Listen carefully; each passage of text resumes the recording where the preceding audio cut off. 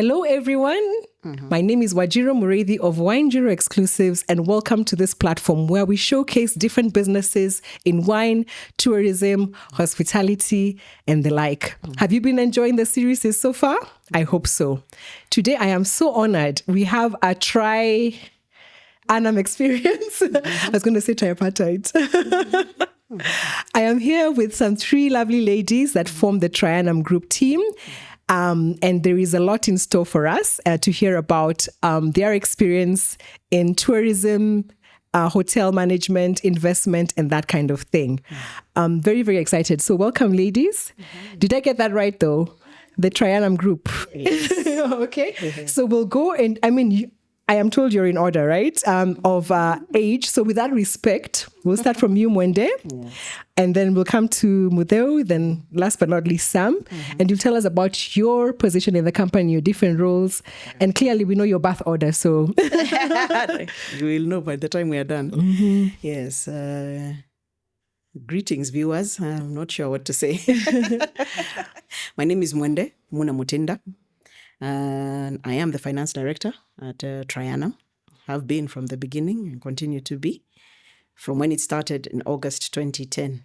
That's the only role I know and understand, finances. Yeah. So Miss Moneybags. Or the controller of the money bags. Yes, the controller of the budget. Okay. Thank you very much. Hi, Wanjiro. Thanks for having us. My name is Mutheu Muna Mwaniki. I am the second born, but the immediate former CEO, we've actually just onboarded a new CEO. Oh, wow. Because of growth, we've gotten that much bigger. But yes, I'm the CEO of the organization. I lead the team. I have the pleasure of leading a very good team at Trianum. Yes. Awesome. And last but not least. My name is Samantha Muna. I am the third born and the youngest, the one with the hospitality experience. So hence I dragged the lawyer and the banker into the hotel business. Being a hotelier now 30 years, it's been an amazing journey.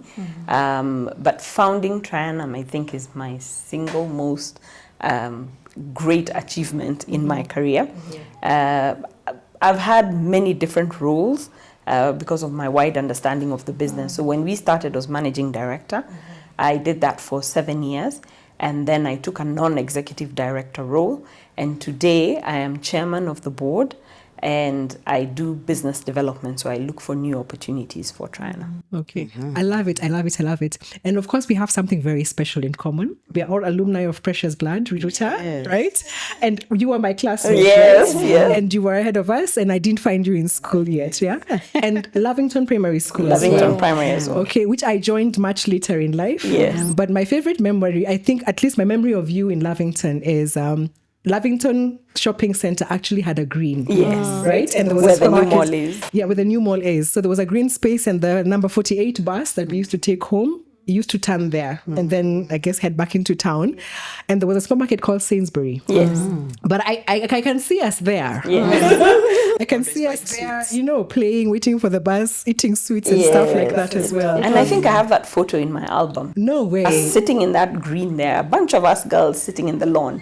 I'll look for it. You have to unearth it because you know how life changes, right?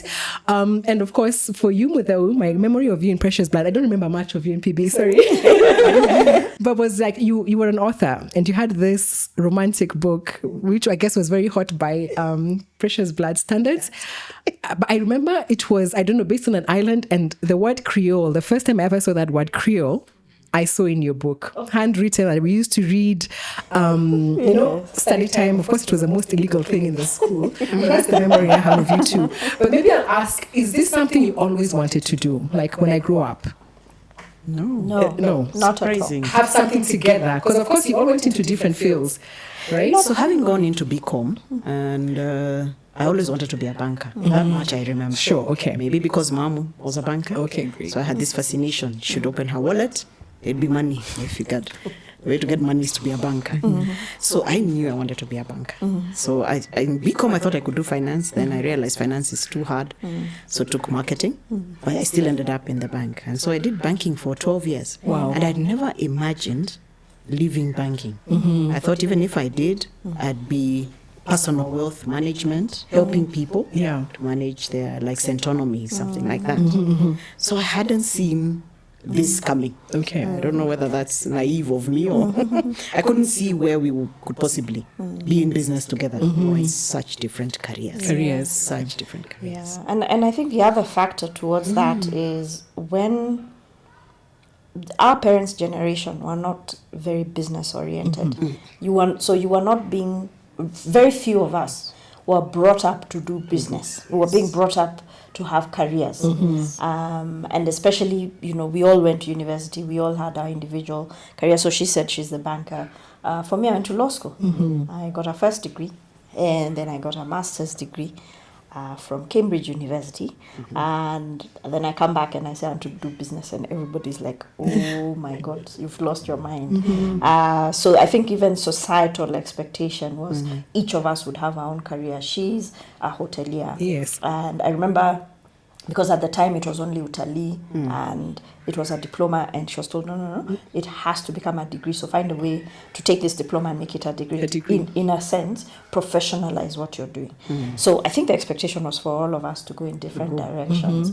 And even when I think back to how we started, it was really a temporary situation. We're helping out somebody, and we're going to help him for 6 months, and then we're all going to get on with real life. 14 and a half years later, I suppose this is real life. This is real life. Real life has taken on a new meaning. So absolutely not. It was never a plan. It was never even remotely thought of. And I think it took us the better part of maybe 2 or 3 years for this to gel into, actually we are doing this. It's happening. And in a sense, I think after that 2 years, we had a come to Jesus moment that helped us to get on with it. Samantha? So, yes, for me, hospitality had always been a passion from when I was 12 years old.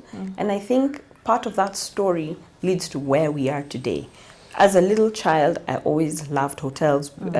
We traveled in a few hotels with parents during their work time. And I got the opportunity to shadow a general manager when I was 12 years old for a day. And it changed my life. And so when we wrote those compositions in Precious Blood about what do you want to do when you grow up, I always used to write, I'll become a hotel general manager. When we were finishing Precious Blood, the teachers were not very supportive of me going into hospitality. And they said, Precious Blood girls become lawyers, doctors, architects, and when they're not that, then they're going to become. And so that was drilled into our psyche, and including my parents also supported that. But the beauty, and I keep saying the beauty of being a last born, is that the ones before you have followed the straight and narrow path. So you're allowed to color outside the lines. I love it. So my mom was like, okay, let's indulge you. And she said, but you have to get a degree. So the compromise was, you go do your hospitality, but you have to get a degree. And so I did that, and, throughout my hotel school, I remember all my sisters supporting me. Mutheu went to university in Botswana, and she would write to me about the hotels in Botswana. I applied for internships there. When Mwende would go for a banking conference in a hotel, she'd be like, went to this hotel, I brought for you the little lotion, So it was always something, any one of them was always supporting my hospitality dream. And so when this client came along in that August of 2010 and said, listen, I need your help, the idea actually started with Mutheu to start a business, and not myself. You would think it would be me. But he had come because I was already doing consultancy work, helping people set up their hospitality businesses. And Mutheu was like, okay, let's take him on. Tell me what to do, and I'll do it. You carry on with your job, but you seem to know what to do. So you tell me what to do. We do it part-time. And once his place is set up and it's up and running, we can go on with our lives. 14 and a half years later, here we are. We are going on with our lives, but right in the thick of this. Amazing, right? And a beautiful story about how you can get influenced. What was that hotel at 12 years that you... The one that we started. No. The 12 years. Imperial Hotel Kisumu. Okay, which is now a Sarova. Which is now a Sarova Hotel. Yes. plant those seeds, right? Yes. And I mean, I'm glad all of you have traveled. I mean, you're world travelers, you've traveled the world. But I know my dad leaving for the UK when I was 9 years old planted that seed, right? I keep saying maybe I thought I had, he should have taken us with, right? So the fact that I didn't get to go and I wanted to be the one sending postcards and pictures is still the travel thing in me. So it's like real simple things that you don't really think matter, but they are quite an impact. They make a big impact, yeah? And I mean, I'm talking about transitions, of course. All of you have moved, and it's something that is so common nowadays. Yeah, it's not the mainstay, but you have managed and succeeded. Yes. Okay, so there's that gap of the 2 to 3 years.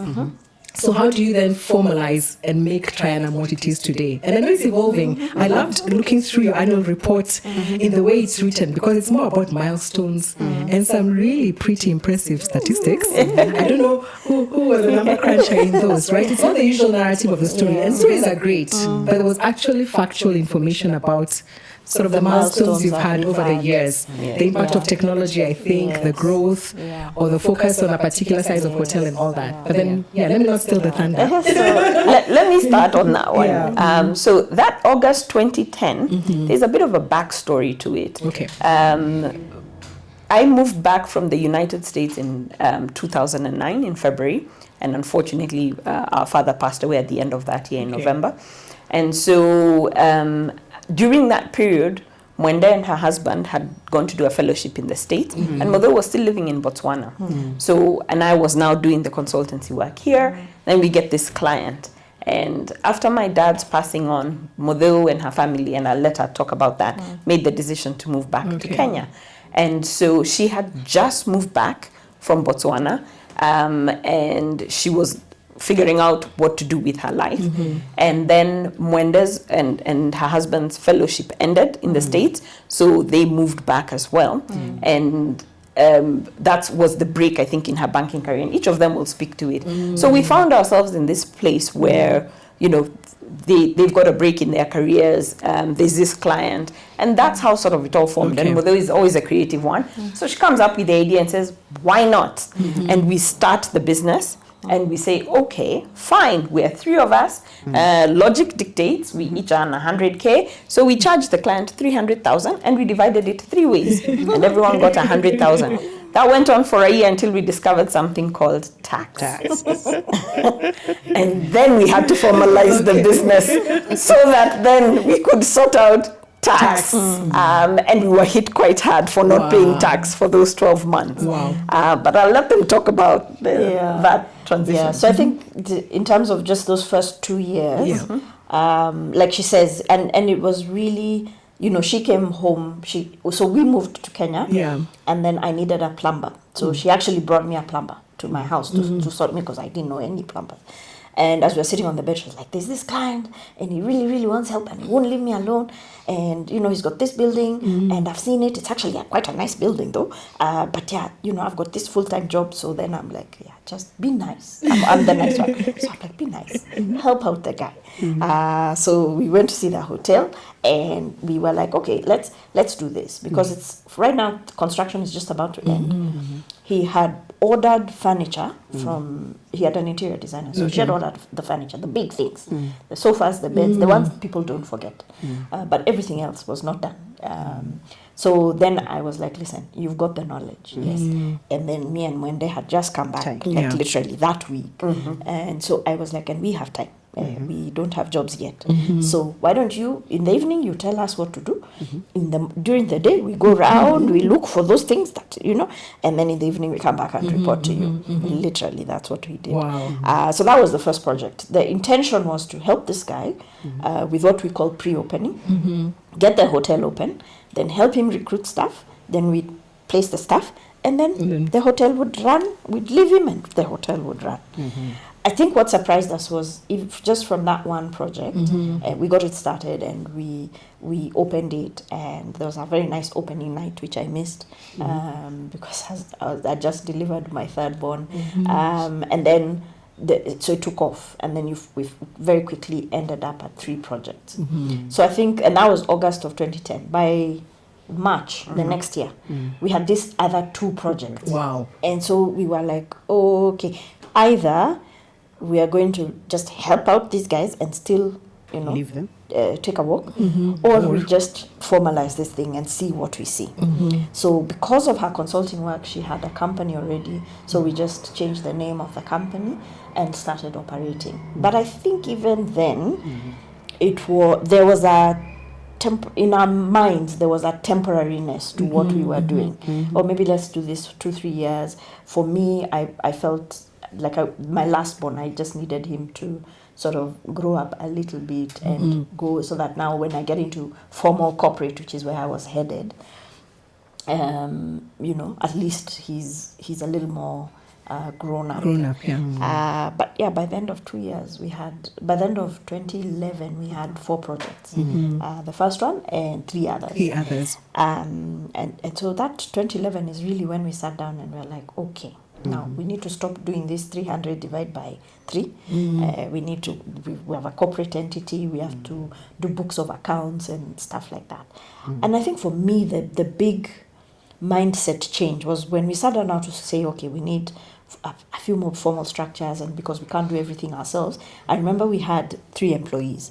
Already? Yeah, okay. By the end of that 2011. So there was a gentleman called Francis who was overseeing our front office operations management.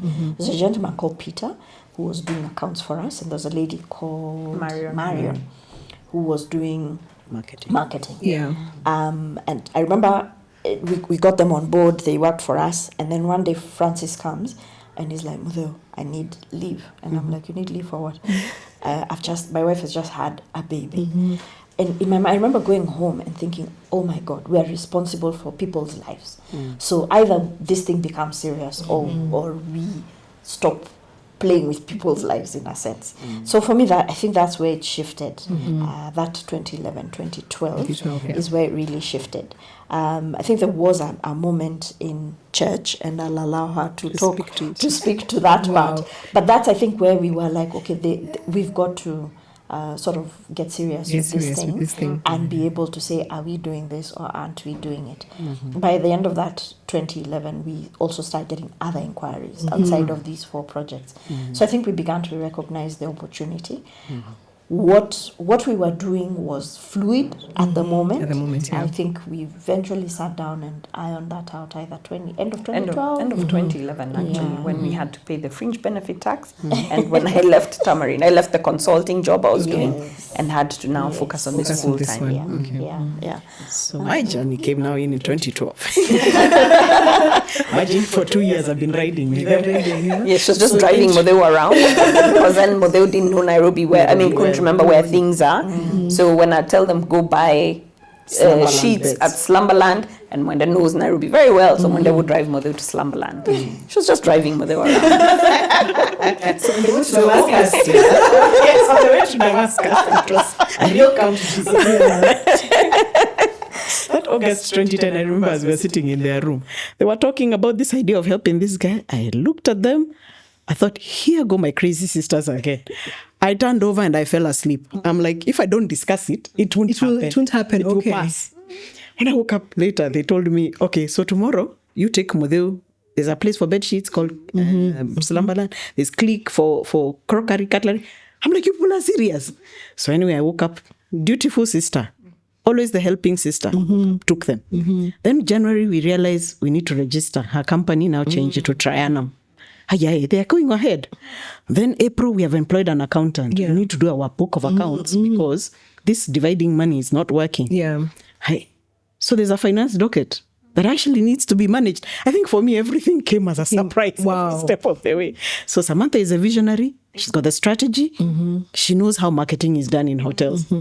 And so she knew which platforms to put business in. And so out there on billboards, Msafiri, she was so aware where the business needed to go. And then Mutheu is the creative. She can put together the pre-opening and get it all looking pretty, and an apartment like this just becomes alive, just with Mutheu's simple touch. I'm just there, I'm looking at them, I'm like, they are going on. They are going.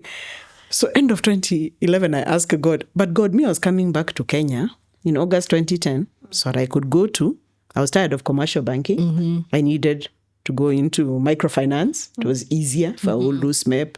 There are many organizations. And then I discover, hey, all the applications I've sent, nobody has replied to me.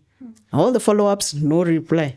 God, what are you saying? So in 2012, I'm sitting in church, and then we're told about Jesus walking on water. And the disciple Peter coming, I felt like Peter that day. Need to walk on this water and get to Jesus. Show me how. Yeah. Otherwise I'll sink. Or we shall sink. We shall sink, yeah. Yes. I think so for me, that moment was the moment. Wow. That, God spoke to me. And told me, just take a leap of it. Get out of your comfort boat. Banking was your comfort boat. Yes. Now get out and try business. I'm like, but God, I'm not business minded. I don't have grand ideas. And I think for me, there was an additional layer. Just going back again to high school, because in high school, I wanted to do, that's the year they introduced business. What is it? Commerce. It was called commerce. It was called commerce. And I really, really, really wanted to do commerce. And then they're like, no. All top 10 girls do pure sciences. Remember that thing? Oh. Yes, you don't do physical sciences. In our year it's changed. They took out physical. Yes, you guys changed. But us guys were like, no, all of these ones here, you're all doing pure. So we've decided for you. So then the way subject selection worked, I couldn't do commerce. Then I go to university and I do law. But in the 5 years that I was in, because I did my law in Botswana, my first degree, I transferred out of University of Nairobi. Okay. So every year I was doing something different. So the first year I was selling curios, I think it was. The second year I was typing transcripts, books for lecturers. The third year, I was always doing something. Second year I was working in a bureau. Then third year is when I was typing for lecturers. Then fourth year I was doing people's assignments, because then computers had come and lecturers were like, we don't want handwritten. So I was always doing something in the background. Then I finished my first degree, and that year I was doing my pupillage. I started a business renovating houses, renovating properties for people. And I've always loved everything to do with property. So I come to Kenya, and then this idea falls on our laps, and we start. And I'm like, actually, I've always done business, but I think there's the dutiful side, like we said, where firstborn, secondborn naturally operate, but you've done law, and so there was always this tension of, you've studied law, you've even got a master's in it, you can't do this. So it was always, yes, I'm doing my law and I'm doing, I'm working in this space, but business was sort of a evening, weekend thing. And for me, then we started Trianum. It was very easy to sort of see very quickly the business opportunity and start. And within, I think, a week, I was telling her, we can do. And even partly her, she's also very business oriented, but at that point, I really don't think it had occurred to any of us that we are going into business. Yes, it was not that. It was, let's help this guy. But for me, the business components came together very quickly. And I'm like, we can do this. And by the end of the year, I was busy painting pictures. And I remember beginning of 2012, I told them, beginning of 2011, I told them, guys, the sign for whether this business will work or not is if by the end of 2011 we have 2 projects, because we had just the one at the time. If by the end of 2011 we have 2 projects, then this is meant to be. By the end of 2011 we had 4 projects. So it was double. It was double. So for me, the business part, I think the shift was actually allowing myself to go into business. Yes, and getting. That time I thought, I've left law and I've gone into business. Creating this new identity. Yes. Because we lose identities even as women, like we were talking earlier. You become a mother, somehow people forget your Wanjiro. But then now in all that, but in all that forming this the company. big job employed, now you're just... Exactly. What are you guys doing? Running like a business. Like a business, side hustle. But also, you're a banker, I was doing consultancy studies, feasibility studies for people to invest in hospitality. And one of the big ones was, as I was leaving, and I was employed by the Tamarind Group to do that. But as I decided to transition from the Tamarind Group to Trianum fully, I did let my clients know. And they said, wonderful. We were just wondering, you gave us such a nice report and we don't know how to implement it. You know, your reports are phenomenal, but how do we implement? So can you give us? So that's what helped us get the next 2 projects thereafter, is because clients who I had done for them their feasibility studies, and they said, wonderful, now come and implement. So that gave us the next projects we needed. And to a point, you also want to prove to yourself that all this thought that you've put into this report can actually be executed and turn out the same way. So there's also that drive of, okay, let's put it into practice. And all the clients who we had at that time were also very supportive. They also really were fascinated by these 3 sisters and wanted to see us grow. And so one client always introduced us to another. And that's how our first project grew quite quickly. And But then for you 3 years we operated. You had the network. Yes. So that's really interesting. I mean, first, I'm just amazed about, of course, how all your different skill sets just fit the puzzle. I mean, by design, by destiny. Let me speak to that a little bit. So one of my clients, I love this project, is Lantana Galu in Galu Beach in South Coast. I wrote for them their project, how they're going to set up their holiday homes and how they're going to get that working. And those clients were actually 3 siblings, 2 brothers and a sister. As well. And one is a lawyer who was the CEO. One was a property finance numbers guy, and the girl herself was marketing. She had a marketing background, journalism and communications. And so when we were starting Trianum, I kept telling them about, is it okay to mention them, the Giovannis? And I'm like, they have the same skill set and they're working together. You guys, we can do this, we can do this. So it was also seeing another family do it with similar skill sets, the legal side, the banking side, and or the finance side. And the marketing side, and I was like, we can do this, we can get this going. So that gave us a bit of impetus. But that will be on clients, maybe, if I can piggyback on that. What's a typical Trianum client?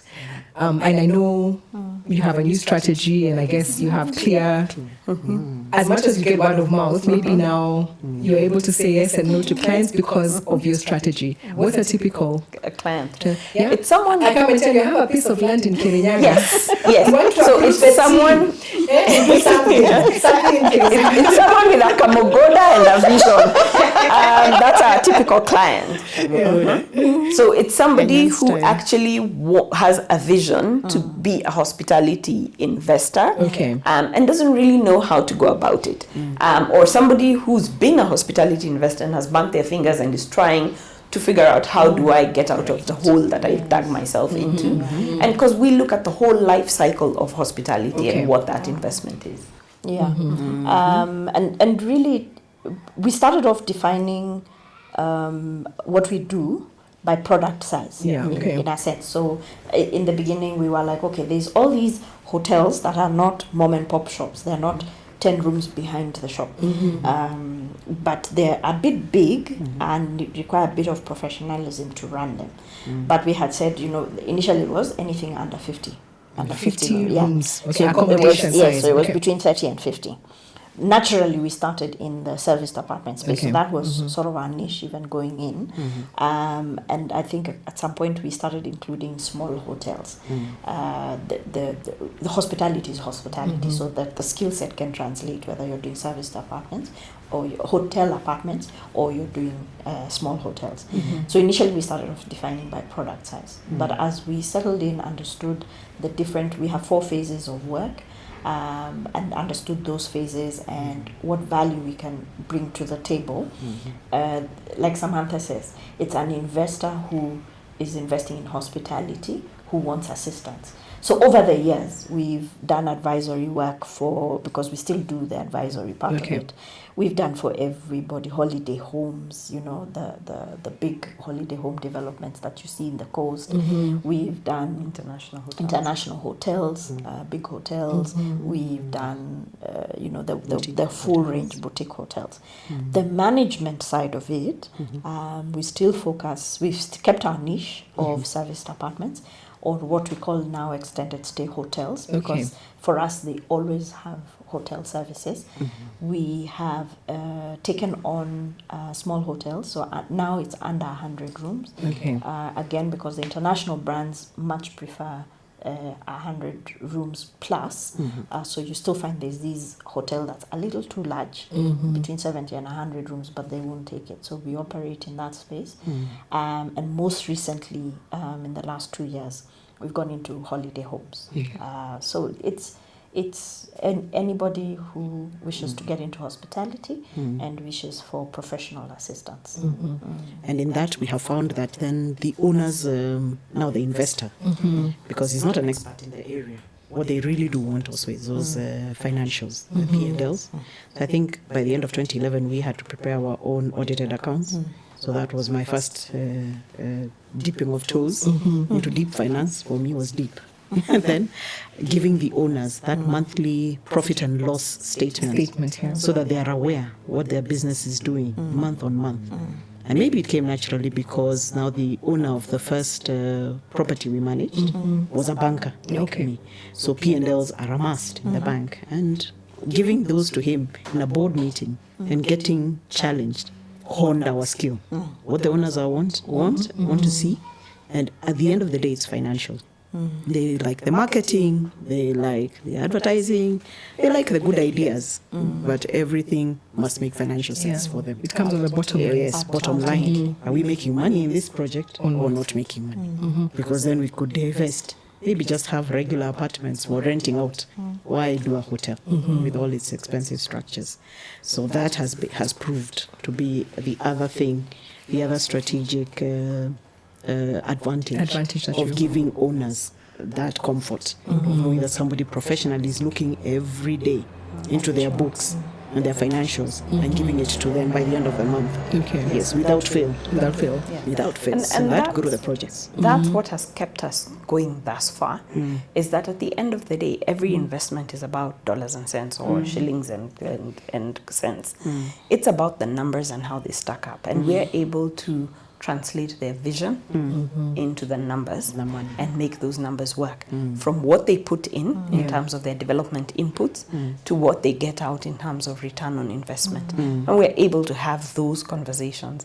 And that's what our clients really appreciate, is that I need to see where my money is going and how it's coming back. And we give them daily reports, weekly reports, the monthly P&Ls, and we work with their auditors for the annual audits. Okay, lovely. It's interesting how the space in tourism has grown. We're talking earlier about how when we were younger, all you wanted to do is leave the country and go, because there was no sophistication and Nairobi seemed like some little backward place, right? Things have changed. I can't recognize Kilimani anymore. I mean, I lived on Hamisi Road. I'm not sure where we are. We're at Fedha today on Tigoni Road, right? So Hamisi Road is somewhere close because I know I used to walk to Yaya. But I moved out in 2019, but even now it's like I can't recognize the place, right? And the tourism, you can scale out to tourism as well. So what's your take on what's happening in Nairobi now? And maybe how do we fit into the bigger scheme of things?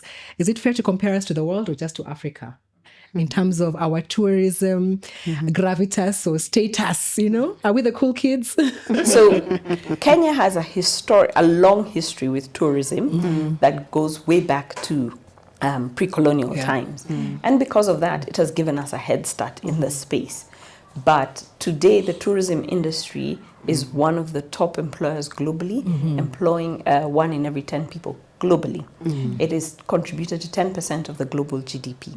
Not only, in some countries it's more, like island nations it goes up to 20, 30, like in Seychelles. But in many other countries, tourism is the economic driver of force alongside other services and other businesses. So Kenya had a head start, and we were able to recognize the impact that tourism had. And tourism remains one of our top foreign exchange earners for the country. And therefore, the government's very focused on tourism. We're always discussing whether it is visa regimes or international arrivals. And so we've got that benefit. But that benefit is not unique to Kenya. I think now that I've been to over 30 African countries, we're finding that Africa, with its young population, is very well set to be in the tourism space. tourism and hospitality and travel. It is a business that's very labor intensive, long hours. So young people naturally are well suited for the business. And it's a on-the-job skill training. You can come in with no training and get the training that you need. So for that reason, tourism is not going anywhere, and it's only growing and growing. And so you find countries that have come into tourism later on are reaching out to countries like Kenya and South Africa that have been in tourism for a long time and saying, bring your skills, bring your labor, let's hire your staff. And we're seeing that from a job opportunity perspective. We're seeing earlier we were talking about cruise lines coming to hire 3,000 people from Kenya. We've seen the number of Kenyans who work in the Middle East, whether it is in Dubai, Kuwait, Qatar, that continues to grow. And it's a testament to our natural predisposition towards tourism. So now bringing it back to Kenya, we've seen the growth of the hotel industry in leaps and bounds, from about having 3,000 internationally branded hotel rooms in Nairobi, and this was back in 2010, to today we're over 8,000 hotel rooms, and that continues to grow. With devolution, we are seeing the growth of tourism out into the counties. It's starting small with homestays, small hotels, but that's only going to grow because we've got a young population, a growing population, and growing urbanization. So there's a lot of things that are going to make this industry very exciting for the future to come. And technology has taken it over. That's the other thing, Because I remember when we started, we finally built our first website maybe 2012, 13. And then eventually I noticed we did a rebrand for our logo and our look, our Trianum look in 2016. So I thought, hey, we have done big things in marketing. And then now came COVID in 2020. And the only way you could tell people you're still open, there's still accommodation, restaurants were not allowed then for a while, at least to the end of that 2020. But you could still tell people we are still open. Now was digitally. You'd have to go on some platform. So I remember sitting in my house and now learning about how to push products through Facebook, Instagram. I have refused to go to TikTok. I leave that to the children. Like the next generation. The second children who are coming after us will take us into those other spaces. But I found that leap into technology so fascinating because as the two of them love to tell me, I'm technologically challenged. But it caught my attention. And maybe because there were all these podcasts and trainings online. Join a Zoom meeting, learn how to do Canva, how to create your profile, how to push your product through out there on all these technological sites. I was so fascinated. That actually caught my attention. When we came back, I used to be the one who used to kill the marketing budget in favor of payroll, operations, everything else that used to be done. Marketing became king. Now marketing is king. She was the killer of the marketing budget. Every time we had marketing, she's like, there's no money. There's no money. We have got payroll to do next week. After Then COVID, they she's tell me like, marketing needs to be paid. We all said, what? For someone who didn't become marketing. There you go. Marketing came to life. I remember Catherine Gago and everything she had said. Hallelujah. About advertising. About advertising back then. Awesome. For you. And even when you're quietly sitting in a quiet space, you can go out into cyberspace and actually market yourself. And people still get guests. When aeroplanes started opening, you can still be able to tell them we are space. We are open. Yes, come in. We didn't shut down like the hotels. We carried through COVID. That has just me. Really caught my attention. And of course, even supporting the what do you call the bottom line in terms of now the bookings. Now the revenue became more. So I realized stop killing it. Just act flow. So would you say a lot of the pipeline comes from digitally enabled platforms? Yes. If I can call them that. The guest? The guest. Okay, the typical guest. Sorry. It's a mix. It's a mix of the two. It's a mix. And we try and we always say, open up all the channels. Okay. So we do keep data. Our data suggests that actually 60% of our market is corporate, and corporate typically comes from sales visits. So the salesperson will get up, go sit in an organization, tell them about us, and they will book with us. And then the rest of them is a mix between walk-ins. We've now got a market reputation, so we'll get a lot of walk-ins. We'll get the online, which is your OTAs, and then we'll also get a lot from our website now. We actually revamped it at the beginning of this year, and we're starting to get through that. And then now social media, like she says, after COVID, social media, before COVID, social media was good to have. It was an information point. It wasn't a selling tool. After COVID, it became a typical selling tool. But your question about the growth of hospitality, I think the third component, she's talking about the product diversification, which has been phenomenal. She's talked about the marketing, which has taken a different turn. Third component is the HR.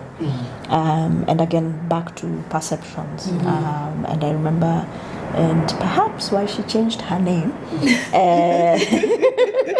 the hospitality was not considered a profession when we were growing up. It was just something people did because, and you remember Utali used to take TD plus minus. It was not the place to go. And I remember her year was the first class that they actually took 4 or 5 people straight out who had qualified for university. There was people who had gotten A's and B's, and they actually chose to go to the hotel industry. And that has just now opened up. A lot of the universities now offering full degrees, and you can focus on either tourism or hospitality management. I think all the colleges, vocational training institutions, etc. So we're finding also we are now getting a much better crop of people to work in hospitality. So you're not there just because you didn't do well and come and I'll train you and you grow in the profession. We're now actually starting to get professionals. The careers you can enjoy in hospitality are actually now very diversified. So you find we don't have just waiters, and you know this part. We don't have just waiters. You can have bartenders, you can have baristas, you can have mixologists, sommeliers, etc. So it's not just being a waiter anymore. In the front office, there was just your typical front desk agent. So she'd sit at the desk and look pretty. But now we've got that. We've got reservations. We've got revenue management. We've got, all those nuanced diversifications that are coming with HR. And you're actually finding that now Kenya is doing very, very well.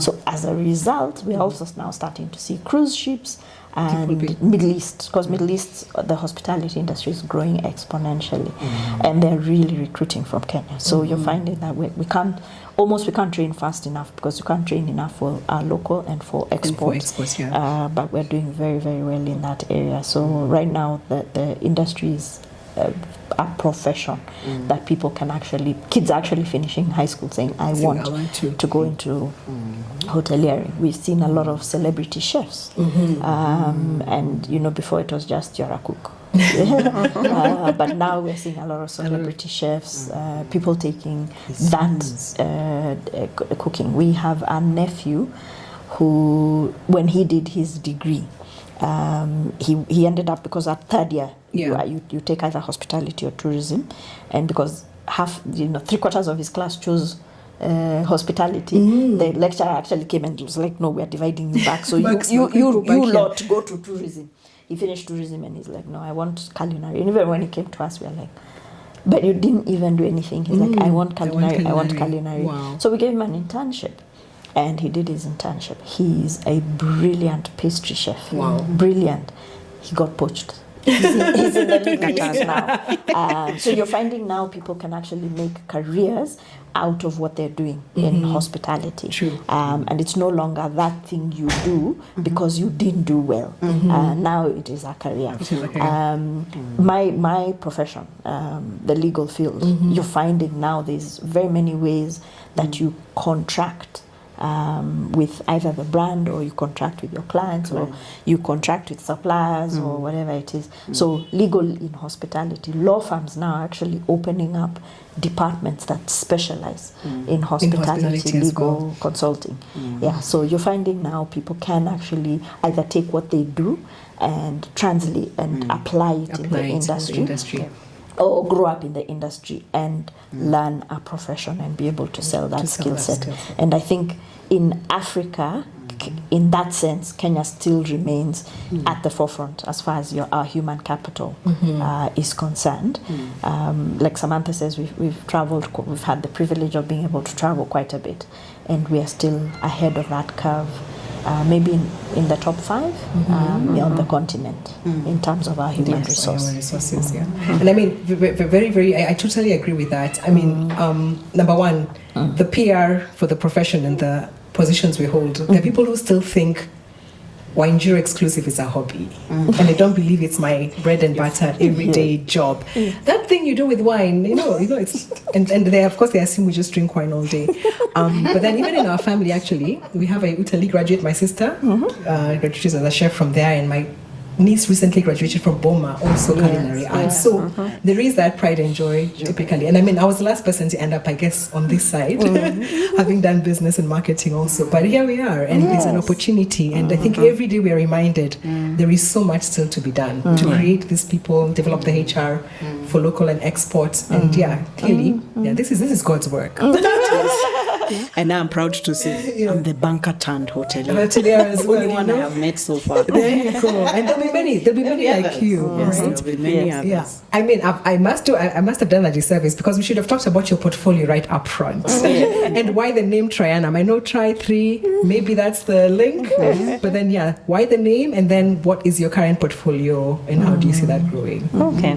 Yeah. I'll leave the name to the name creator Mutheu. She came up with the name. Yeah. So I'll leave her to answer that one, because I think we give her the accolades for having come up with the name. Mwende and I, if it was up to us, would have continued operating as just whatever. Triple M. Something simple like that. We're not the creative ones when it comes to that part. As we look at the numbers. That's my That's your focus, area. yeah. Business development has become my passion. I've done it now for 16 years. And it truly has opened up my mind into what owners are looking for out there.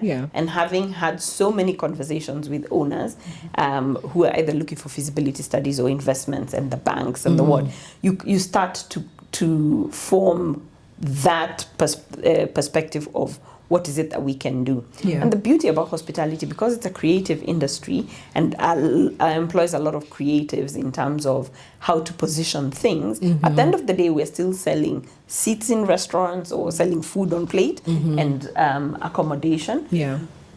But how you do it is where the creativity is coming from, you know, from boutique hotels to apart hotels to beach resorts to commercial hotels.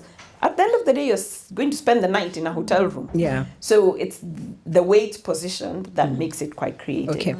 Now, our clients predominantly have been in the service department. Mutheu did speak to the fact that we started with people who had smaller hotels. They wanted a little bit more professionalism over the mom and pops.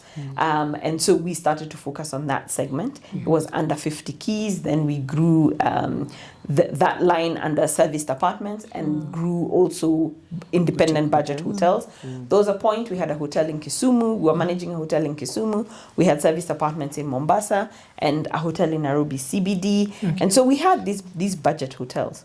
But the one thing in marketing that you quickly learn is the product price positioning. If it's going to be a mass market product, how you position it is very different. So we did have a stint there where we had budget hotels, which tend to cater for the mass market, but we're trying to make them exclusive. It was a mismatch. And today we're very clear that for budget hotels to thrive, they need to have a standardized product. It is the only way to manage mass market. So we need to do to budget hotels what Java has done to our cups of coffee and Malindi chai lattes. So we then pulled back on the budget hotels and focused on serviced apartments. Serviced apartments allow us to continue being very exclusive because the way one person lives in the apartment is very different from the way the other does. And we want to create that home atmosphere. And so serviced apartments or residences or extended stay apart hotels have allowed us to continue being creative on that front. And we've really, really appreciated being able to do that. However, we have been able to extend our knowledge into regular standalone hotels. And now this year, we did exit the Mombasa market when things got tight, I think around 2017. But now we've got the pleasure of going back into the Mombasa market, and we're going into it big time. Holiday homes is a big thing for us. We're very excited to bring a holiday home product to market. Yeah. No, great. So of the, would you like to mention the properties you have in the city? Sorry, So where we are today. Today we are based at Fedha Residences. That one is in Kilimani, on Tigoni Road. We have, so let me talk about them in two sets. So we've got those ones that don't have restaurants, meeting rooms, etc. They're just furnished and serviced apartments. They're more for the quieter traveler. So there's this one, Fedha Residences, and there's another one called Cozy Residences. So those two just have the apartments and not much else.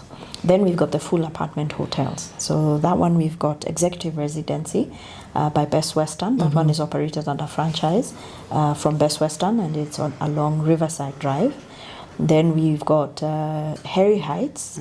Was actually our second project. And now we've had the pleasure of renovating the product and having it branded under Best Western. So it's actually called Heri Heights Hotel Apartments. We're still getting used to the name. Heri Heights Hotel Apartments, Short Stay Collection by Best Western. I saw that on the Uber. Yes, I saw that and I was like...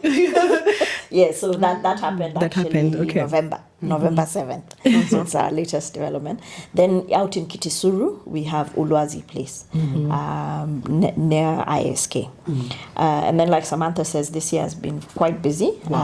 We've had the pleasure of getting 2 new products. One is Queensgate Apartments. It's in Lavington. It's pre-opening, so we're still in the process of getting it set up. I believe it'll come to market Q1 next year. Then there's Elsie Ridge. Elsie Ridge is in Spring Valley. We've just started managing it from November. It's been running, so that one's a change of management. But we had the pleasure of taking on that. And then, like Samantha says, we're very excited about Mirror Heights. Mirror Heights is in Nyali in Mombasa. Beautiful, beautiful development in Nyali, and we are all very excited that we get something out there. A few other conversations we are trying. I think the focus for the last 2 years has been trying to get out of Nairobi, and be able to have different products in other places. Then on the holiday homes side, we've got one in Machakos. We've got talk about the name. The name of Ndoto House. Nest and Nomad. Those ones operate under Nest and Nomad. So there's Ndoto House, which is in Machakos. We've got Galu Gardens, which is in South Coast, Diani. We've got Mutwapa, an apartment in Mutwapa. And we have, I'm trying to remember, Egoli, which is on Gong Road. Mwega. And then now we're working on Mwega. We've just actually launched it. We've got a farm stay called Sangare in Mwega. And then we're working on another holiday home in Nyeri, but closer to town, and Nanyuki. So that's quite a footprint. Going places. But it actually shrunk. In the beginning, when we started, like we said, we had the four properties in 2011-12, and they grew to 6-7 properties by 2016-17. Actually, by 2016, we had 9 properties that we were managing. So the double election did affect us. Some of those. Oh, I remember that year. I remember that year very specifically. My business too. Business. Besides COVID. 6 months of no business. Of no business. People not traveling. We were just finding that even the clients want to stop and cancel. That's when we had some hotels and these serviced apartments. So the hotels dropped off. Because hotels really do get hit hard by lack of visitors into the apartments. And even the 2018-19, that's when we found ourselves again back to 5 properties managed. And at that point, we were still struggling with the Dusit. There was a period there we had a Dusit bombing.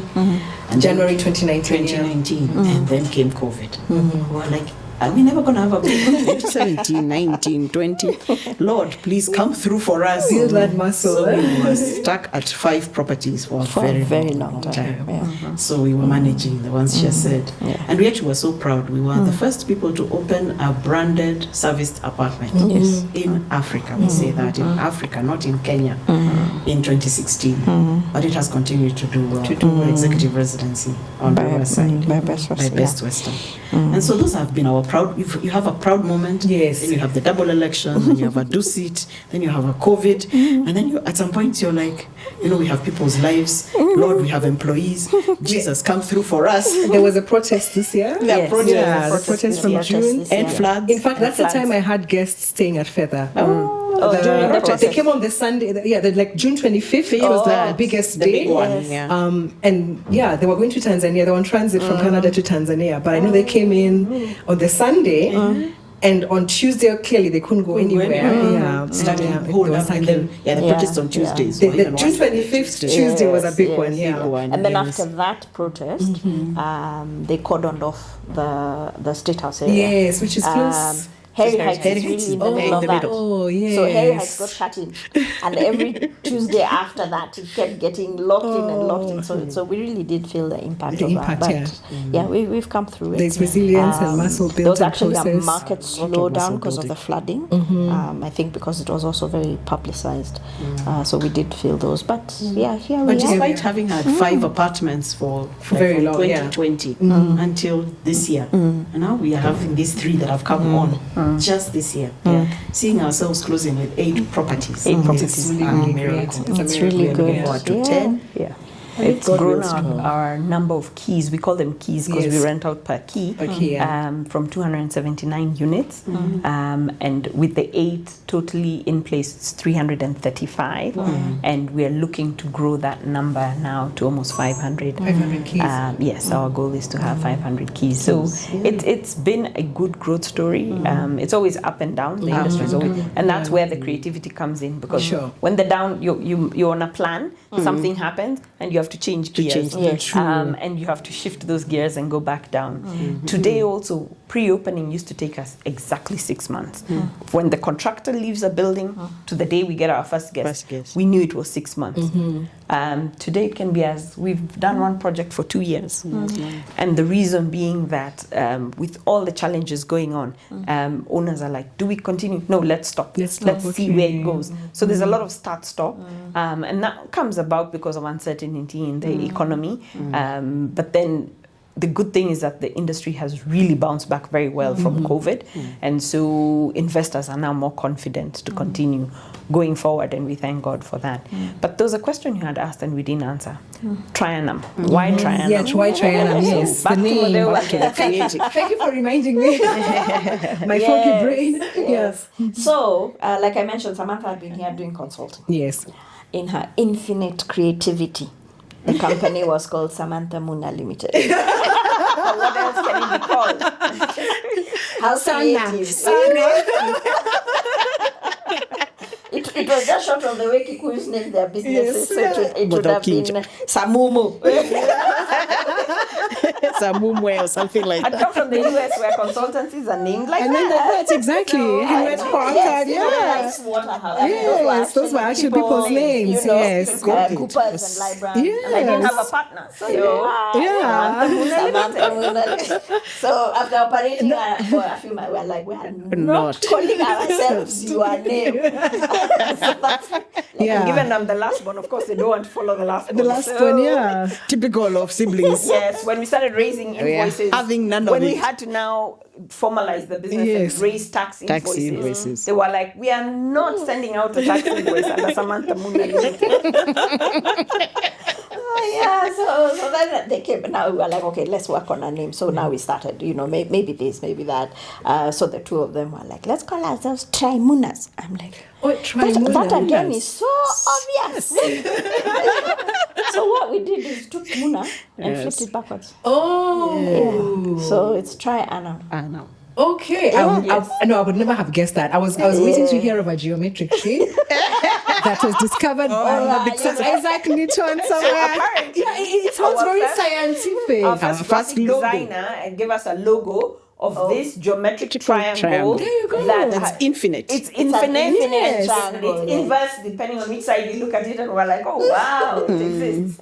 Yes, so Trianum. No, I love it. Yeah. And I mean, that's scientific perception as well. Yes. None of these are scientific. You can see who's the creator. Yeah, Could but never there's have some come from people us. who are able to tell, because right now, so our first logo was actually just brown. Okay. And also there's a story behind the branding, because initially we were just, it's like having an engine inside an aeroplane. You don't have a label on the outside of the aeroplane saying this is an engine created by. So we were an engine. Okay. And we pushed the brand of the hotel. Hotel more. Yeah. Yes, but as we evolved, I think it was year 5 or 6, we began to 2016, realize yes, that we were getting a reputation in the market that if this property is managed by Trianum, then it's actually a symbol of quality. So we started co-branding with the hotel. So Okay. right now you'll see the pylon signs outside the gate. So you'll have the name of the property, and at the bottom you'll have managed by Trianum. So when we did that rebrand, we realized that we need to be a little more out there. So the logo also changed from browns and creams to cow colors. Yellow, red, Orange. Yellow, red, and orange. so it changed to that. Okay. A little more out there and in the market. And then now the Tri and the Muna have different colors. So Okay, if so you you kind of can- look at them, then you will Yeah, so some notice. people look and They can tell. see. Other people are like, we can't really tell. I mean, Trianum is a word. It's like Google. It's So I've been Trianumed. Yes, we stick with the exotic shapes discovered by Sir Isaac Newton. Yeah, just No, really. I mean, yes. yeah, but it's interesting to hear that. So you're first generation business people, Yes. and I see A second generation sitting right there. Emmanuel. Yes. Yes, Emmanuel. Right. So what's the plan to? Are they already doing internships here and cleaning floors? So We've had- before COVID, Yeah, we the first actually, 4 when they were teenagers. 16, we actually had them start doing There's 2 sets. There are 7 children among us, Yes. and there's in 2 sets. The older Teenagers. ones who are 4 and the younger ones. And so the older ones, as they hit 16, they worked. Each one of the 4 of them have all worked somewhere in Trianum. Love it. They may not necessarily have liked it because, again, it's a generational thing. Yes. But we got them to work. So Mutheu's daughter Joy worked in housekeeping. My son Jonathan worked in stock taking. Stock taking. Yeah. Cassie worked in the restaurant. Love Didn't it. like it. My daughter. And Stephen, who continues, the only one who continues to love working for Trianum, has worked in graphic housekeeping and now designs. works in the marketing, The with marketing. marketing team, doing graphic design and developing stuff like that. Earlier this year, we had them attend their first board meeting because we recognized Wow. all of them had now turned 18. So with that turning of 18, University. they now start to attend board meetings. We said we'll make this twice a year. Mid-year and end year, so that then they can start to understand which way the business goes. And they were actually very, very involved in that board meeting. Wow. They asked questions, they sought clarification, and they were actually surprised how much the business has grown. Wow. Because when they started, they knew us only with the first property. Yeah. And so the business has also grown just as much. Now, the last three, the three younger ones, Musili, who's Mutheu's last born, was born at the time we were opening the first property. So we do celebrate Trianum's birthday very close to his birthday. And the other two younger ones, they are still below that 16-year-old, you know, they're less than 16. So we do talk to them about it. We take them with us sometimes on our work trips. But once they start hitting 16, they will also join the family business. But we don't mandate it. We just require them to know what we're doing. And it's their choice where they intend to engage or not, or how they engage. So I think the second layer to that, the second layer to that is also with long-serving employees, because there are some people who worked with us for, the other day we were checking, and there's somebody who's worked with us 11 years out of the 14. She's been with us that long. And so the other thing was now even starting to bring those in, because if you've been with an organization that long, you have invested in it. And so, like I said at the beginning, my reign as CEO actually ended 31st of October, 3 weeks ago. We do have a new CEO on board. She's external to the family. And those external people have actually brought in a world of knowledge, experience, and expertise. And so we're finding, even at our board, right now it's still an internal board, but at our executive board, we actually have 4 of them, 4 of the employees sitting on that board, and being able to speak into that space as well. So, so just seeing all this growth with people who've walked the journey with you. Yes. And actually now when the 4 are now no longer teenagers, they're university students now, come into our board and sit with us and discuss and give ideas in the board. I think what jazzed me is when they gave ideas. Like, have you considered that maybe your apartments are a bit for the older folk, and maybe you could infuse it with a bit more life and consider the newer generation, the Gen Z, because we want something funkier. Think about that. They actually have ideas for us. Yes, exactly. So now we challenge them back. Now you go to university, study whatever it is you're studying, and find how you can take that and infuse it back into the company. You don't mandate that they must come back into the company. But if you're studying IT, every company needs IT. Take us to the next level with the IT. With the IT. Yes. AI. AI. And wherever that will be. We've left AI for them to learn. So much technology can take in a lifetime. I know. Yeah. Leave AI for the next level. Yes. Guys, I tell you. True. I mean, infuse. I had a part-time assignment at my dad's office in that 2-year break because the receptionist hadn't shown up. And that assignment that weekend was organization of files in alphabetical order. Dusty, crazy thing, but I was paid a good sum that day. But then clearly I did it so well, and I ended up working there for 2 years before university. He was a doctor, and I was in the reception, right? But then of course I called myself the deputy somebody. And of course, I think had the results come out? I'm not sure. Anyway, there was medical dreams in my life to be a dentist, but they didn't quite work out, and I ended up in business. But again, being part of a system where maybe you're getting, they can relate patients to keys, like, 100 patients a month, and seeing that growth over time, and you feel you're important in this process, right? And I was there at the office the other day, and the nostalgia I felt, literally, I wanted to go look at the files and see whether they are still in alphabetical order. Anyway, but then I see the importance of having, the second generation coming through. Yes. Unfortunately, none of us got into the medical field, so Daktari is still Daktari himself. We were his patients. Really? Yes. Oh, I didn't even know that. Dr. Oh my goodness. Yes, at Yaya. And then NSSF. Oh, NSSF building. Oh my God, small world. I still remember that. Did we find each other there? It was after my time. I don't know. It was our mom who took Yes, when she took yeah. us to the doctor. We were still in high school when we started. When it started, okay, yeah, because I that didn't was even know he was your dad So that until was after we before finished high school. high school. Yes, Yeah. we started March. Much later, yeah. And I mean, that was another thing. Even when I was working there, I was an employee. Like, in essence, only relatives are the ones who used to sell me out. Yes. Oh, Wajiro! You know, and of course, you're like, no, it's Miss Mercy, the receptionist. But that value of seeing, right? Yes. And then I think even the relationship between my dad and I changed because I saw him, at home, you're disciplinarian, his where's the report form kind of thing, and just mutara stuff at home. But then at the office, you see him as a human, as a boss, and then you see, of course, the interactions with non-family people. So it was quite nice. Yeah. So Maybe- that's the interesting thing. Sorry, just to comment on that. So for the three of us, so I remember when we were starting, we were like, oh, we're sisters. And I was the one telling them, we're sisters. We Should know be each great. other. This will be Yeah, just this will a be walk in the park amazing, to yeah. work together. Oh my Gosh. gosh. If there's something that is not true, you know each other at home. At home. As siblings. You don't know each other as employees. You don't know each other as workers. You don't know each other. There's a whole other persona that needs to. So, and then remember for us, I think you left when you were how old? 20? 22. Yes, That's right and after I dinner. left when I was 20. 20. I was 20, just about to turn 21.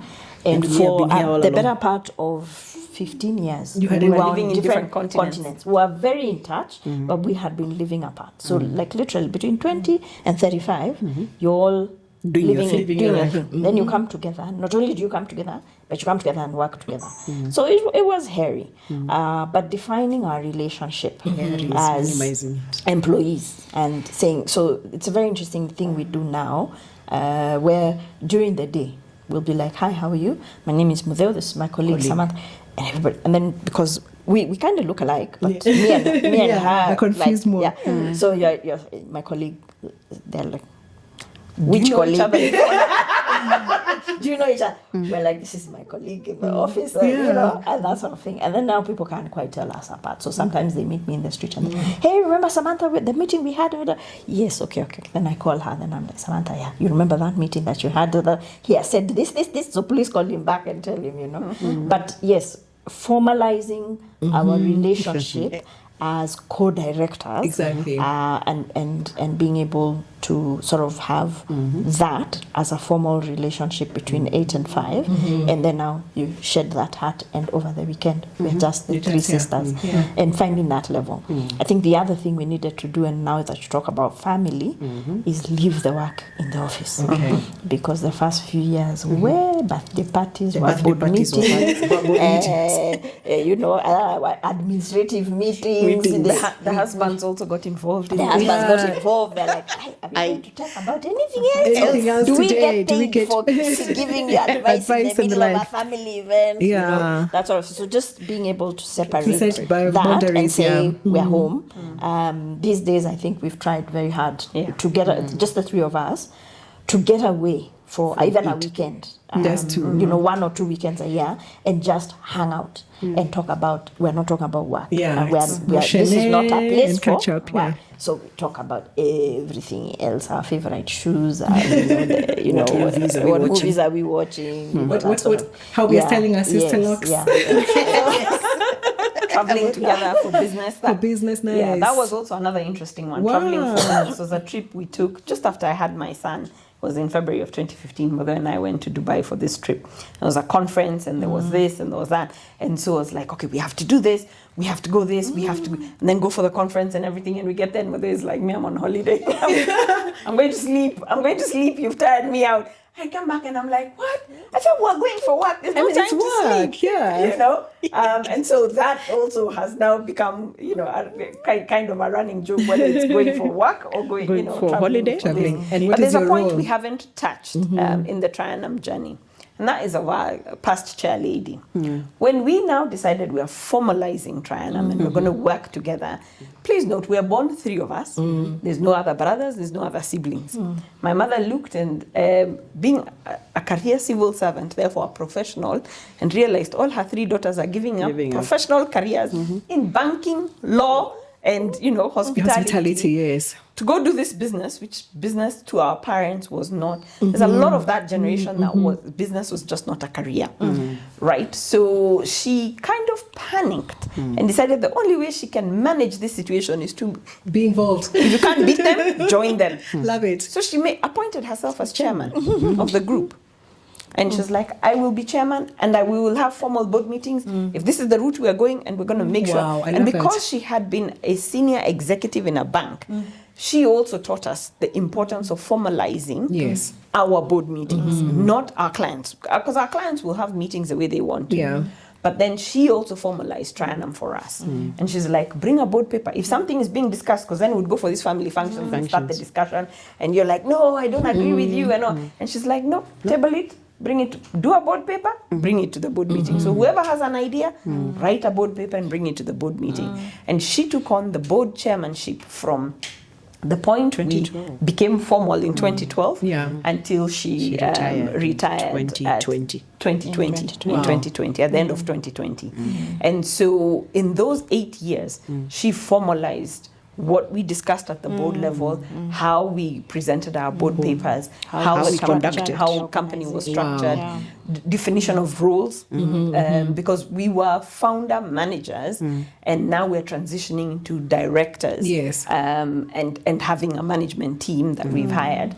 So all of these it's testament to her and her support. I think without it, we probably wouldn't have been as formal, and she brought that formality Oh, I like because that. then she had it from civil service, you know, and banking background. But also she was quite firm about having clear roles. So if you're CEO and doing HR, and I'm doing finance, and she's doing business development, can it be just that? And can you stop if Doing the two each of them other's work. interfering in finances and Unless you're asked. if I ask for help? Give your Yeah. input. We can give within- we can within share the- opinions. Yes, but it's Yes. for me to But prepare the ultimately, finance board Yes. paper, Maker. bring it to the board, present it, and then they input into that finance board paper. And it has to be a written, formal, printed board paper. Do not come and just talk off the cuff And it has to be in the agenda. in the agenda. So if you haven't put it in the agenda, you It's don't not bring going it to in be as AOB. discussed. You Yes, don't, yes. substantive items as AOB. No. Don't, you know. So she taught us a lot about what Structure. corporatizing the organization looks like. She really did And then she was lend a lot of expertise to that Expertise to that, evolution. and then she was one to remind us during the birthday parties for the children. Next, don't talk about We're work. not talking about work here. Can you please stop? Yeah. Why are my son-in-laws here listening to you three? Can we stop? So now we stop. Now you stop. Now it became, we know, once we enter her house, can we stop? Even if I'm burning an idea, can I call someone outside? and tell Outside them? to the parking lot. What a cooler conversation kind of thing. Yeah. Yes. But then respect the boundaries. Respect and Wow. also enjoy the family. What a treasure and what an asset to have. Yes. Yeah. I know. She In fact, when is. she was retiring, we were like, who else can I Why? chair myself? Who else? So we have struggled to find a chair Right, okay. replacement for her. Replacement for her. Yes, but now we are looking forward one day to having an advisory board. 3 other people who can come in and lend advisory Capacity as well. Yes. Wow. Yeah. No, So awesome. it's been Beautiful story. interesting. Beautiful story. I mean, I feel like so inspired. I'm like, masterclass. I want to take notes. I'm like, you have to do this again. Like, it's like one-on-one or something. But perhaps parting short in terms of, how can I ask this? What has been the most significant moment for you in the business? And I hope they'll all be different. And I like the way even your turning point into association with the business was very individual, right? So that moment where you said, wow, I love this, or I'm going to quit. Because I mean, as an entrepreneur, I know there are many times the way I feel like shaving my hair is, there's many times, like in 2017, That was I mean, elections are over. We're all rejoicing. And 2020, then we almost there's a second shut down election, the business. then Yeah. 2020 as well. But So anyway, for me, what was the most significant? And hopefully it'll be a joyful moment, not necessarily a negative one, but it's your significance. Oh, yes. Yeah? However significant it is for you. I think for me it has been seeing the different iterations of our websites. We had the first website in 2012. It was flat. It was just information. Read, know who are the people, what is the business, and who are the people behind it. And then there was a change in 2020. 2020, Yeah, 2020. Now to give, when we went for all those podcasts and things and Zoom meetings to learn how an interactive website should be, but it had its kinks behind it. But now seeing the new website this year, and maybe it's because of my marketing hat that we had in university when we were taught to become marketing 101, and how it is you present yourself and the information you put out there and how people interact with that information. So I have enjoyed the journey of growth through our website. Surprisingly, that's the one that really. And you are the least technologically. Technologically, Maybe we should get a design no. Let's not go there. I mean, talk about transformation, right? Yeah. The transformation journey. Yeah. And I mean, even the aspects of technology that have come into the business, the central reservations, and having, I keep making a joke that I could never see how we were going to market ourselves through Facebook, and they keep laughing at me, Instagram and Twitter. And now it is so the thing to see those social media posts that we push out. That for me really fascinates me. And read the stats behind the engagement. And how customers are coming through because of that. So now I find myself whenever they are created and they are sent to us, quickly I post them in 10 different groups on my WhatsApp to show them that Trianum is still alive. We're still doing great. Marketing is just out there. We are. I find that very phenomenal. Despite the down moments. The down moments for me was 2017, that double election. We could not pay payroll and put people on half salaries. And that went on until COVID. Wow. That broke my heart. That really broke my heart. Yeah, because these are people, they are families. But even as directors, we were on the half pay, so what to do? That was really challenging. For a minute there, COVID, I kept asking her, how are we going to survive this thing? Maybe if we shut it all together. Then I start feeling pain about this payroll. I hated payroll week. Yeah, but we have come through. Back to payroll, back to full payrolls. That gives me hope. That there's always hope at the end of whatever journey you're on.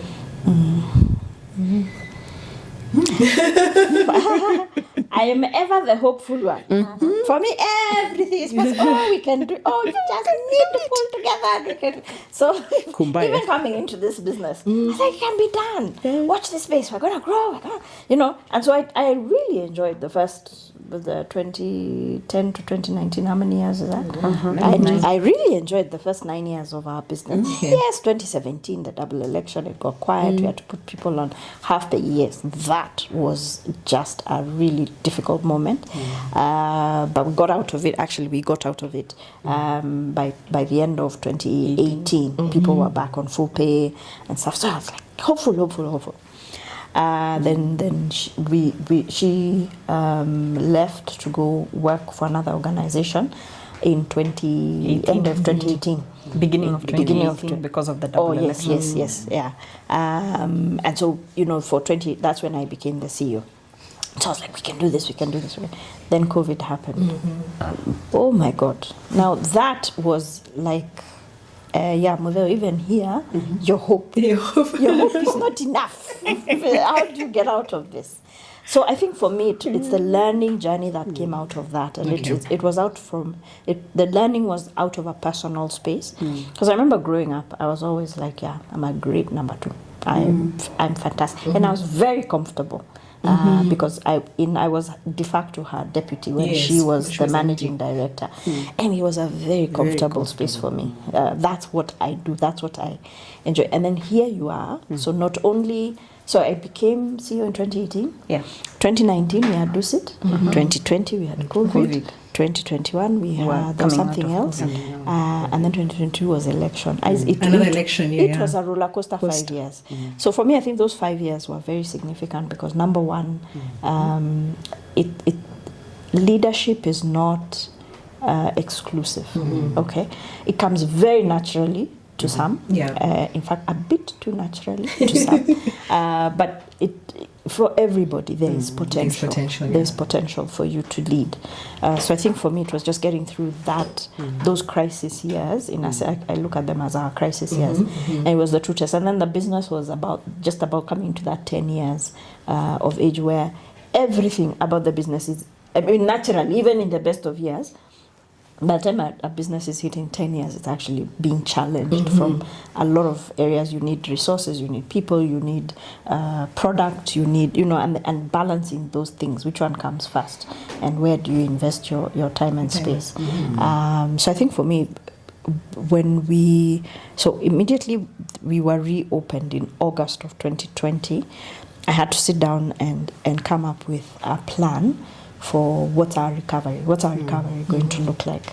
And so I modeled it, I looked at data, I looked at what little information people knew about COVID, looked at other economies, how long they had shut down and stuff like, put together this plan, and it was supposed to come together in 12 months. So I'd said, from September of 2020, and we'd hit full recovery, and there were milestones that went for September of 2021, and it actually came together by January of 2021. And so for me, that was like, so my hope is not all lost, but I think the hope now is tempered with, you've got to have a tangible strategy. For that hope, to spring eternal. It's not just a feel-good thing. So I think for me that 2020 and 2021 were very significant in the business. And now the other day, when floods started and Mwende came, she's like, oh my God, floods have started. And then Gen Z protests, and she's like, oh, this year is so hard. I'm like, to make budgets. We can get there. Let's just buckle down, put a strategy together. We can get through it. If we got through COVID, we can get through anything, really. So I think for me, the 2020 and 2021 were very significant for the business. And that it actually survived and then thrived. Yes. And there's that PB, forward ever, backwards never. That was the motto for life. That is the motto, yeah? And I'm sure there's an accompanying song, but we'll have this. So for me, I think the highlights of Trianum is I did a strategic business plan when I was in the US before coming to Kenya. Wow. And I was like, we'll set up this business. I was in discussion with some friends of mine, who one of the friends is now the new CEO. Oh, lovely. And so we had done this business plan to set up a hotel group. At the time, we were looking at it from an ownership perspective. And then I did one for the consulting, which I used when I was working with the Tamarind Group. Then when we started Trianum, I went and dusted out the two and sort of merged. And when we put that business plan, and it was nice because I shared it with the team. And when we executed it, I thought it was a 5-year strategic business plan. We did it in 2 years.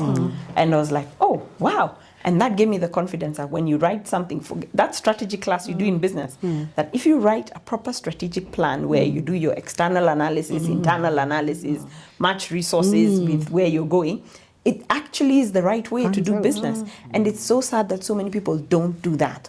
So even our clients, we do that for them. That's the one of the value things we bring. And from there, I've always been obsessed with strategic plans and always take time off to do strategic. So for me, the highlight and the best time of my life is when we're doing strategic planning in January. And I make sure we do it every January. And even in COVID, we went and locked ourselves at a room in a hotel in Nairobi and went through and said, let's throw everything that we can at this and see where we're going. Especially that time when you feel the only way out is to shut down.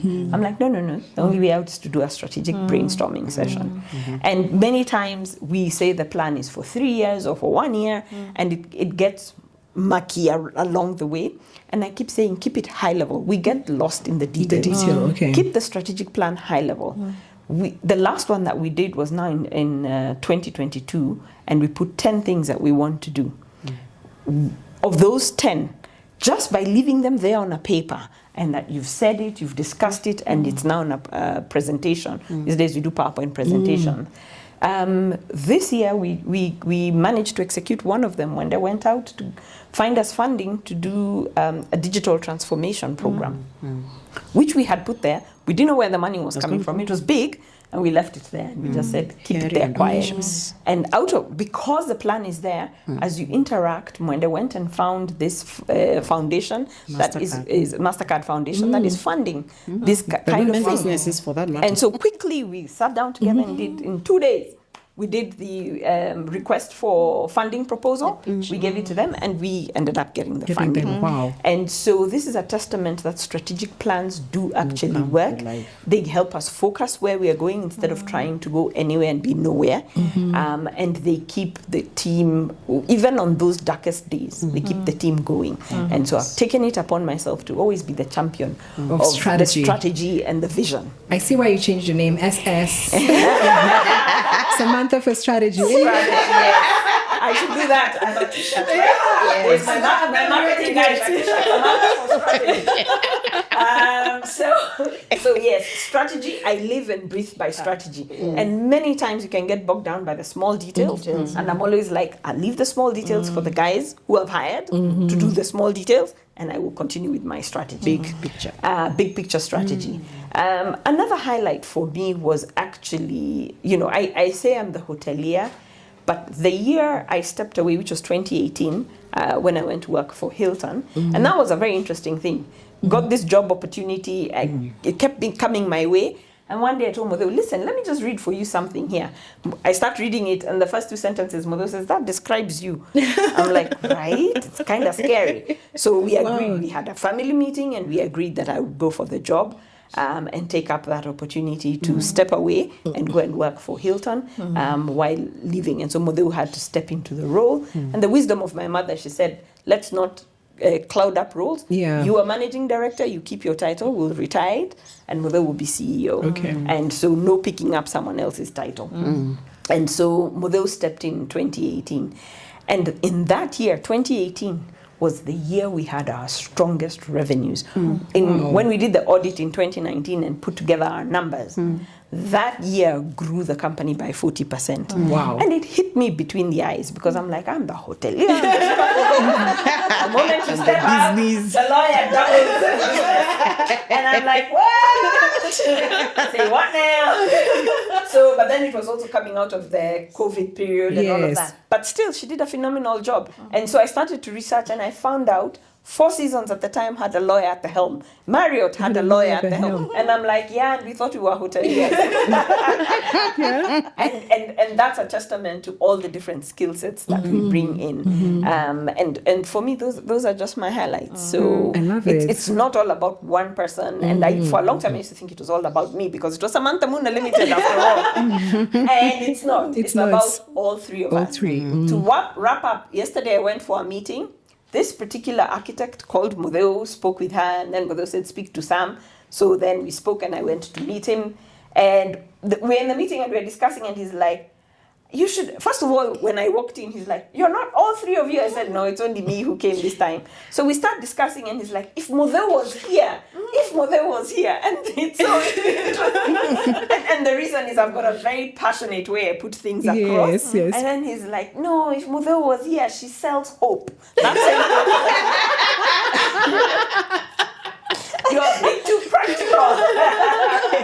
I said, I shall pass on the message. So it's so funny that that happens these days all the time. All the time. Yes. In fact, I think that is a aha moment for this year. And all three of us. Now, this time, all three of us came to it. We actually sat down earlier this year and we were like, you know what? This thing works because it's all the three of us. Yes. When we all Three Stone Fire. Yes. 3 Stone Fire. Our current logo on the side is like a 3 Stone Fire. And that's the whole the rope with the three. The three chords. It actually works because but last year we put the word together, it was synergy. Wow. And the synergy between the three of us and then the you can see it. It's so clear. And the team that works with us. It And is the so clear. head office team. I'm going to go hire another sister. Sister for hire. We can take turns. Or I'll make the 2 brothers and 2 sisters work. Wow. Yes. Amazing. You know, I'm very hopeful. I'm beyond hopeful, and I'm so glad we had this conversation. And I'm just like, I mean, this is just the beginning. I'm going to be back. I'm going to be back because I think there's a lot of synergy we can go from our 2 companies. Yes. Because of course there's no. I mean, food and beverage is a big part of products. Yes. So maybe that's a place we can plug in and all. Yes. But no, really, this has been so heartwarming. And now I'm actually thinking about the other 3 sisters I know in business. And I mean, we've been now that I know that you were in BCom, so we've been to 3 institutions together. And the only other person in my life who's like you is Caroline Mishira, who we call Mitch. Yes. Because we're together in nursery, then we met in Lavington, then we were together in PB, then we were all together in BCom, right? And I mean, her and her sisters ran Aruka Spa. Yes. Beautiful story as well. And they have a lawyer. Yes. So they are the BCom, the lawyer. And two Marketing and finance. Okay, Mitch is finance now. Marketing, but she works in the financial world. Yeah. So clearly this law thing is very powerful as well, right? I mean, that's another beautiful story. Again, from and they are our partners. When they were founding Aruka and having the initial meetings, we would give them boardrooms. They would come, if not executive residency, Heri Heights. And at executive, the one thing clients would ask is, you guys don't have a spa. And we're very quick to send them across the road. And I mean, it's across the road, literally, right? It's right there. I hadn't even thought about that. We do partner with them. We even write their brochures. No, and I mean, I've been a client as well, and I need to go again. I feel that I need to go again. I mean, we can all hang out there. Official. Yeah, but then because we're travelers, it would be a disservice for me to do this. So this is the last wrap up because I've gotten warnings and warnings from the video guy. Favorite travel destination that is, of course, not a Trianum property. So it could be local or it could be international.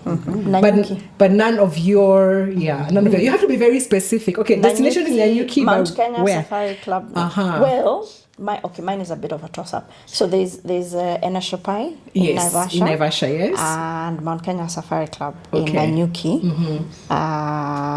Both of them. You love them. Yeah. Okay. It's hard to, they give me different things, but I love. If I want to find you, that's where I get you. Okay. When you're not at work. All right. Awesome. And when we want to surprise her, that's where you take her. Okay. If you want to warm the cockles of her heart. I think for me, you want to give her more hope. Like she already doesn't have enough hope. She's so hopeful. But it's for her hope that we live for. We live and survive. I think for me it was the world of Astoria. We went there with Samantha in Dubai. Dubai, not New York. 7-star service. Whoa. So that jazzed me. I'm like, I thought 5-star was it because Kenya, that's what we have. Yes. 7-star is at another level. Yeah. I can't believe how we were treated. Wow. Like princesses. And South Africa, Cape Town. Cape Town where? Hotel. What was it called again? The one and only. Yeah, no. The one and only. Maybe I should have done that one. Because they say they are 6-star. Yes, 6-star. Yeah. No, we didn't go that high. It was a 4-star. The one and only. The one and only is on my bucket list. So I need to go back. Okay. Yes. Now somewhere to go back. So the 7-star. I'm wondering, did you pay 7-star kind of bills? No. Yes and no. We won't get there for one night. So also, my favorite destination is also the World of Astoria. In Dubai. Dubai Financial International Center, DFIC. The World of Astoria, DFIC. I think what made that one so special, and it's not a holiday hotel, it's a businessman's hotel. Okay.